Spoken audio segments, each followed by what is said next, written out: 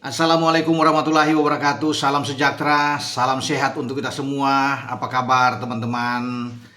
Semoga sehat-sehat selalu bersama seluruh keluarga teman-teman dimanapun teman-teman berada. Tetap semangat dan saya kembali akan bicara soal Calvin Verdong. Kemarin saya sudah upload bagaimana dia terbang ya dari Belanda menuju ke Indonesia, tepatnya di Jakarta untuk bersiap memperkuat tim nasional Indonesia. Ya, sebelumnya disebutkan bahwa dia tidak bisa datang, ya sedang dipertimbangkan dan rame karena memang dia sedang menjaga anaknya, sedang kurang sehat badan. Tapi setelah semua sudah reda, dia tetap datang juga dan nasionalismenya sangat tinggi sekali untuk membela Indonesia. Dia sudah tiba kemarin, bahkan sudah ikut di dalam sesi latihan, walaupun dia tidak ikut bersama-sama dengan rombongan. Dia latihan terpisah, dipantau oleh pelatih untuk fisioterapi karena dia lebih perenggangan ototnya karena mungkin masih capek ya karena tiba kemarin itu. Jadi fisioterapi yang mendampingi dia ya, sehingga ini untuk mengembalikan kebugaran dari seorang Verdong. Dan pelatih kepala John Herman berbicara dalam press conference yang didampingi juga oleh Kevin Dix di hadapan para media, dan dia berharap bahwa Verdong ini bisa tersedia, bisa bermain dan Verdong siap. Ya, dia sudah mengatakan juga ketika ditanya oleh pelatih, karena pelatih akan bertanya dengan bagaimana kesiapan dia, kondisi dia setelah tiba di Indonesia. Verdong menyatakan dia siap tampil untuk merah putih. Luar biasa.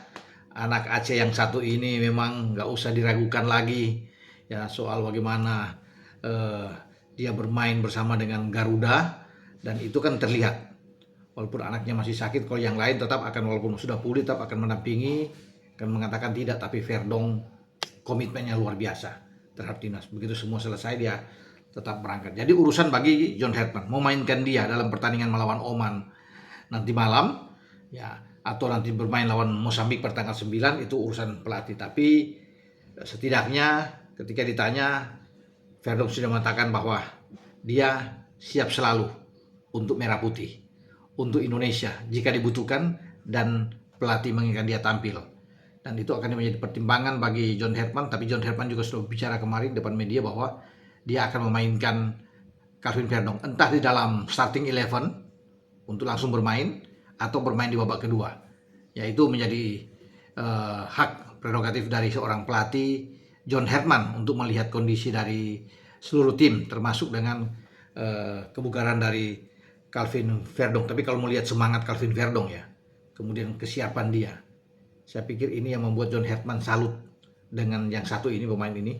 Dan saya rasa dia akan dimainkan sejak awal kalau bisa melihat dengan bagaimana tekad dari seorang Verdong. Nah, setelah Verdong ini sudah tiba, ya kemudian ada kabar yang lain yang teman-teman juga mungkin sudah tahu. Kemarin itu Marcelino tidak ikut dalam sesi latihan, ya latihan terakhir kemarin. Dan itu Marcelino sedang lagi-lagi karena kan cedera dia lama tuh hamstring. Nah sekarang kemarin itu terasa sekali bahwa dia itu kurang begitu enak dengan pahanya ya, sehingga ini yang membuat dia tidak bisa latihan bersama-sama kemarin karena istirahat. Dia perlu untuk dilihat lagi ya untuk bagaimana kondisi terakhir dari Marcelino. Tapi saya rasa dengan dia kemarin bermasalah dan tidak ikut latihan, Marcelino tidak akan bermain melawan Oman. Entah mungkin melawan Mozambik dia akan tersedia, akan bermain. Tapi kalau dipaksakan akan berbahaya ketika dia merasa sakit dengan cedera lamanya ini, sehingga mungkin saja akan diistirahatkan oleh John Herman dalam pertandingan melawan Oman. Lalu bagaimana ya taktik strategi dari John Herman menghadapi Oman? John Herman sudah mengatakan bahwa dia ingin menang.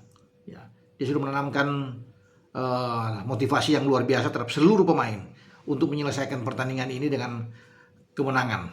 Dan dia meyakini itu melihat bagaimana semangat dari pasukannya, dari skuadnya untuk menghadapi laga FIFA Matchday ini. Nah, kalau bicara soal dia akan memainkan apa, saya pikir dia akan bermain dengan 3 back lagi. Ya, ketika tidak ada Jai Itzes yang mengalami cedera di klubnya Sassuolo, dia akan memainkan salah satu di antara Elkan atau Kevin Dix bermain di bek tengah untuk mengisi posisi Jai. Kalau untuk dua kiri kanannya aman dengan Justin Hubner di kiri dan Rizky Ridho di kanan, karena Rizky Ridho juga kita tahu bersama sudah didaulat sebagai kapten kesebelasan. Ya, sebenarnya ada Kevin Dix, tapi Kevin Dix juga menaruh respect yang luar biasa setelah semua pemilih Rizky Ridho, dan dia juga senang. Dia bilang pantas Rizky Ridho untuk bisa memakai ban kapten dalam pertandingan melawan Oman dan Mozambik, karena dia juga akui bahwa Ridho adalah pemain yang baik. Makanya kan Dix ini mengajak Ridho itu kalau boleh bermain di Eropa aja, ya, jangan terus bermain di dalam negeri. Jadi karena potensi dari Ridho ini luar biasa di mata Kevin Dix. Jadi itu teman-teman ya. Jadi 3 di belakang saya pikir akan ditentukan oleh John Herdman nantinya di DSP, ya, daftar susunan pemain sebelum menghadapi Oman. Salah satu, apakah Bagot dimainkan lebih awal untuk di tengah, atau switch dengan Kevin Dix ditarik ke tengah dan Bagot akan cadangan. Kalau Elkan Bagot main lebih dulu didampingi Ridho dan Justin Hubner, maka Kevin Dix akan bermain di sisi kanan ketika dengan pola yang diusung oleh John Herdman dengan 3-4-3. Dia akan tersedia di kanan. Kemudian kita akan tunggu apakah Verdonk akan main lebih dulu kemudian berpasangan langsung dengan Joy Volpiassi, atau Verdonk itu bermain agak ke kiri, yang bermain di bek kiri, kemudian Ivar Jenner yang ditampilkan lebih dulu bersama dengan Joe Pelupessy untuk ada 4 pemain di tengah.